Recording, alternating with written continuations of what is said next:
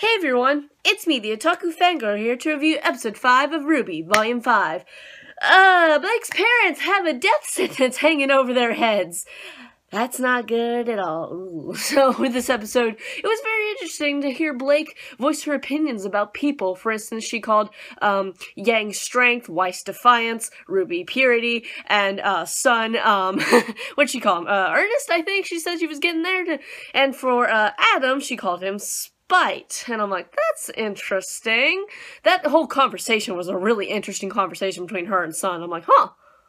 Alright then, that was quite something really to hear that, but as they were going around trying to gather signatures, they got no signatures at all, for what I could tell, so yeah, that plan's not going well for them, but with RWBY, she has a nice conversation of reflecting on the past of what's happened previously in Volume 3, with Oscar, as he kind of blows off on her, like, how can you, just be like this, so calm and everything, I'm freaking out over here, and she's like, well, because, this and that, and she mentions Penny and Pyrrha, and when RWBY said combat ready, I was just like, don't do that to Michelle, don't do that to me, because I was reminded of Penny. I was like, oh, like, when she said, I was like, oh, oh man, though, but, I think Penny's gonna come back. She's a robot. It's like, come on. They could rebuild her.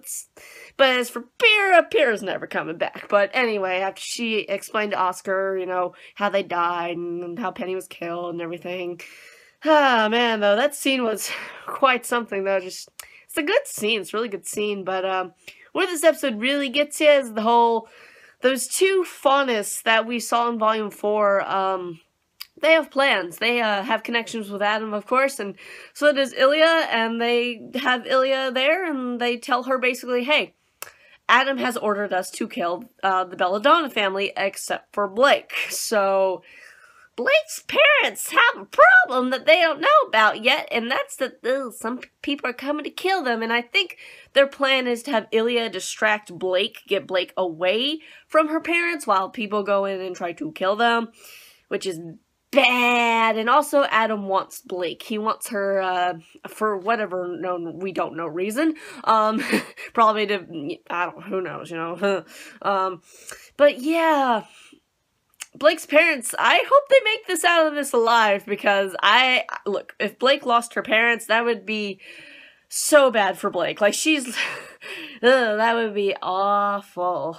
I hope this does not happen. I hope this does not come to pass, because if it does, Adam, how dare you? Like, oh my goodness, I would hope that if that does happen, I hope Blake stabs him and kills him, because he deserves it. If that actually does happen, if her parents actually die, yeah, she deserves to kill Adam, for sure.